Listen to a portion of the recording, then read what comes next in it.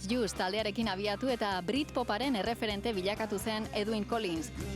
The Testimonial Tour agur birarekin, 5 hamarkadetako ibilbide musikalari amaiera emango dio. A Girl Like You bezalako kantu arrakastatsuak eta azken urteetako sorkuntzak izango dira bihar Donostiatik igaroko den bere azken bidaiaren ardatz.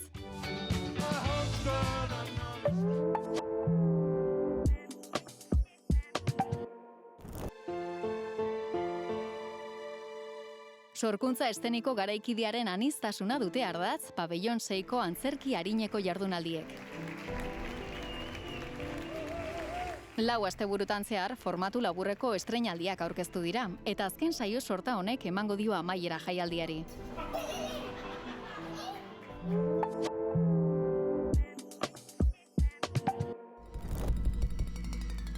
Olatz Larunbe dantzariaren etena den lanak eguneroko presaren eta orainaren bizipen azkarraren inguruko gogo eta eszenikoa proposatzen du.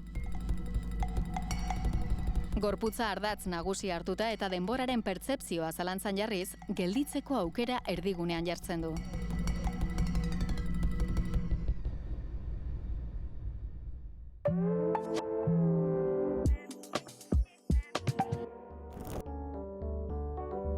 Fakal 19 erakusketan, Nextor Otañok grafiti eta muralismotik abiatutako ibilbidea pintura lengoaiarantz eramaten du.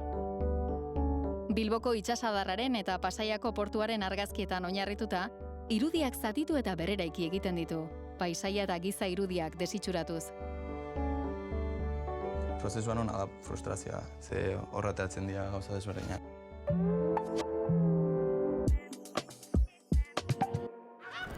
El Rey de la Farándula antzeslanak urrezko mendea berreraikitzen du Felipe Laugarnaren inguruko figura enigmatiko baten begiradatik.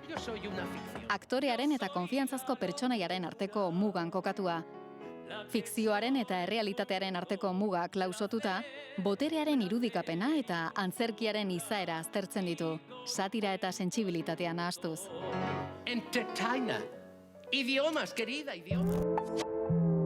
Kulturplanik onenak EITB-ren eskutik.